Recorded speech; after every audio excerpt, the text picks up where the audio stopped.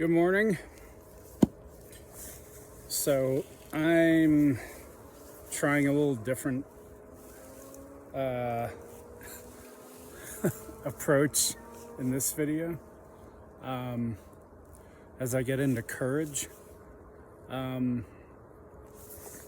Nature is my favorite studio.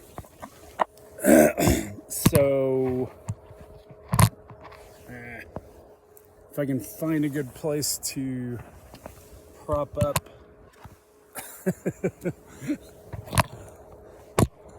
my phone,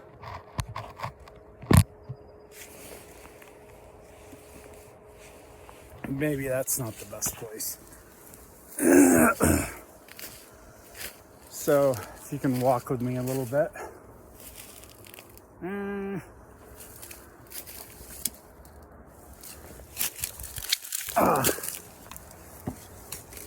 Let's see.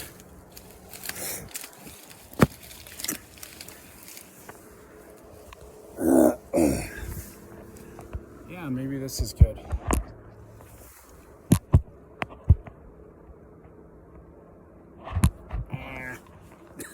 Maybe not. As you can see, I care not about presentation necessarily. So let's see.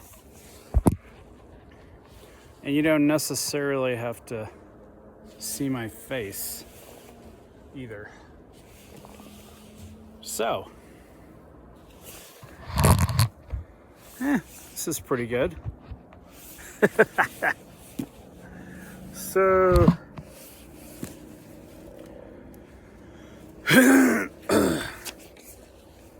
this morning, we're going to get into courage. As I'm sliding.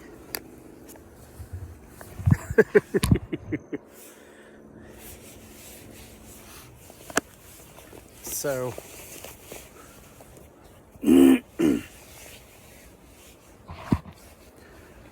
we are at courage, level 200, and I'm just gonna get into it. Or maybe I'll adjust it. Who knows?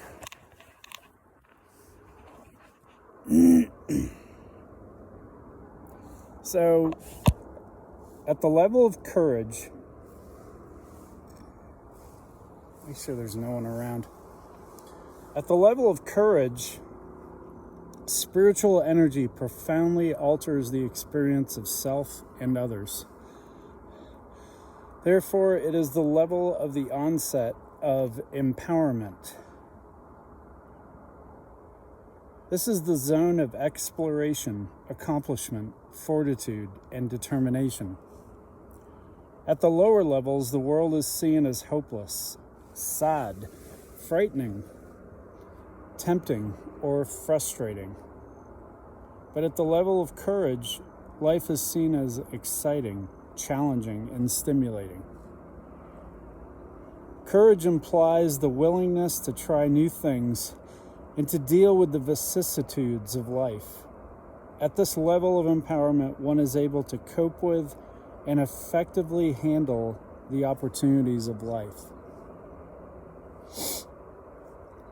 At level 200, for example, there is the energy to learn new job skills and growth and education are new attainable goals.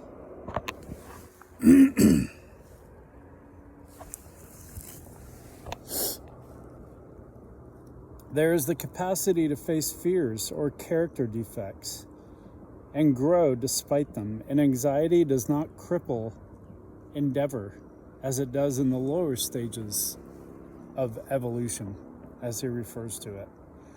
Obstacles that defeat people whose consciousness level is below 200 act as stimulants to those who have evolved into the first level of true power. So, yeah, this is like I said, this is the first level of true power, courage, 200 hertz. People at this level put back into the world as much energy as they take from it. At lower levels, populations as well as individuals drain energy from other individuals in society without reciprocating. You could say, let's see if I can prop it there.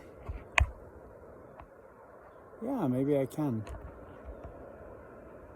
For a time.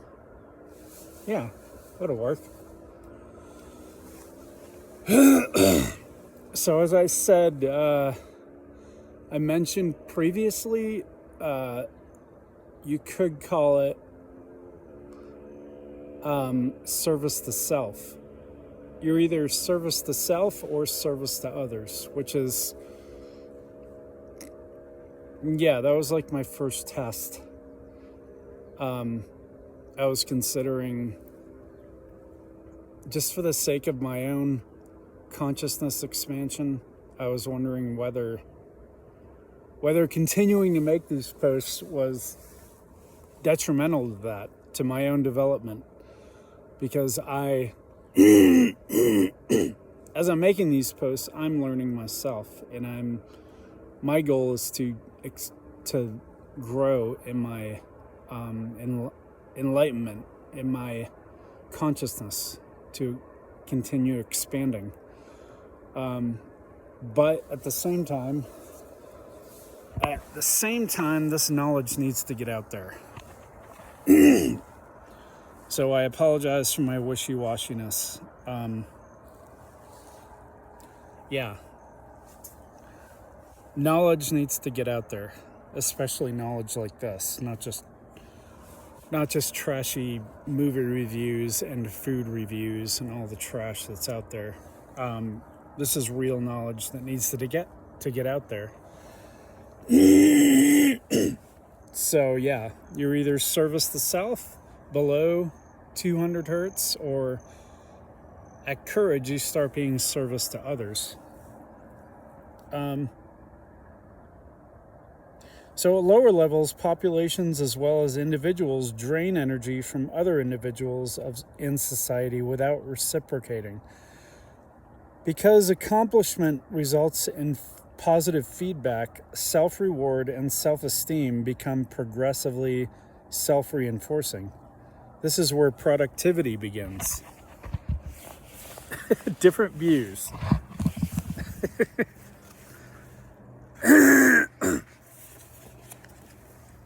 So, crossing over level 200 is the most critical step in the evolution of human consciousness. That's profound.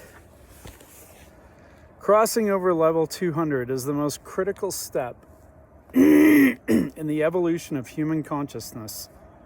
And I'm sliding again. I might just stick with the car after this.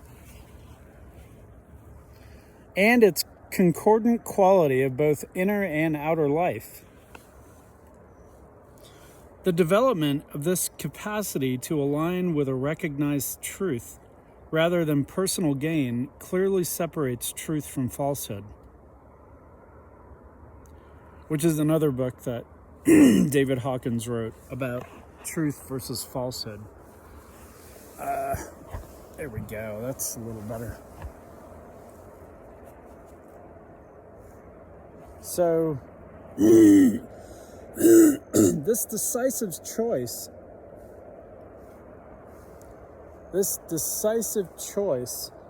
to make this step is that of accepting responsibility and being accountable for one's decisions or actions, instead of being the victim and blaming your circumstances or blaming other people. This also indicates a shift from being dominated by primitive emotions, which become attenuated by intelligence and verifiably verifiable validity rather than self-serving emotionality that results in fallacious and distorted reasoning. Thus, courage represents conquering the fear of loss of gain, as well as its replacement by more long-term rewards of truth. At level 200, there is intuitive acceptance of the truth of accountability as a spiritual and social reality. This is accompanied by the emergence of awareness of responsibility for the destiny of one's soul, and not for just the body and the satisfactions of the ego. Truth is now seen as an ally instead of an enemy. Yeah. Figure that one out. Truth, as opposed to falsehood, which the world is full of falsehood.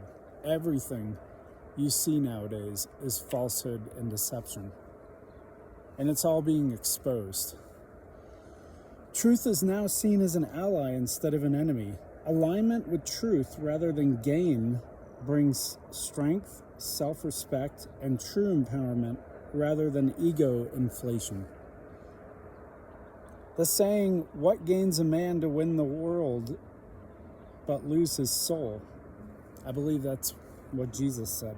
Now becomes an axiom that guides decisions and choices of options. Courage brings inner confidence and a greater sense of personal power because it is not dependent on external factors or results. To choose integrity and self-honesty is self-rewarding and reinforcing. There is a greater sense of inner freedom due to the relief from guilt and fear that subtly accompanies all violations of truth. For on the unconscious level, the spirit knows when the ego is lying and violating premises that operate out of consciousness awareness. I'll read that again. On the unconscious level, the spirit knows when the ego is lying and violating premises that operate out of conscious awareness. This emanates from an archetype in the collective unconscious, as described by the Swiss psychoanalyst Carl Jung, which I'd like to do a presentation about also, about the four archetypes of Carl Jung, who I believe also came up, discovered ego and started dissecting what the ego is, which to me is a genetic defect.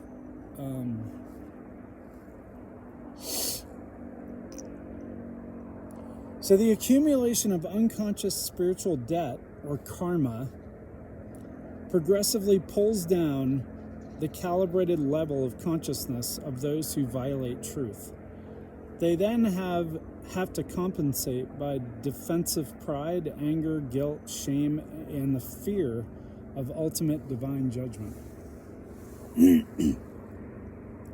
Steadfastness and integrous performance result in inner gratifications that accrue from the satisfactory fulfillment of inner standards. At this level, it is the effort and intention, not just the result, that are important. To thine own self be true progressively dominates choices, decisions, and the emergence of an inner sense of honor. The long-term goal of life becomes the development of inner potentials such as strength rather than the acquisition of external objects. I might just stop there because that's to me that's the goal. That's the goal of life. That ultimately is the goal of life, is to raise your consciousness. That should be the goal of the world too, but there are forces that oppose that from happening. There's as not only David Hawkins says, but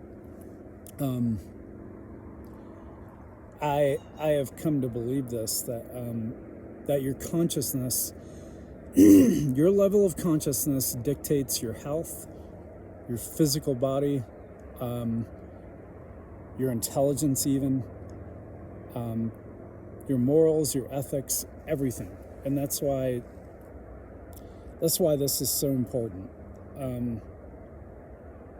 Because, eventually we'll get into love and peace and true enlightenment. And enlightenment not just in the realm of intelligence, and although that has to do with it, acquiring knowledge definitely has to do with it. But yeah, I'm just gonna end there for today. I don't want to be too long-winded, but yeah, I made a decision. I'm gonna continue on with this because this is important. All right, have a good day.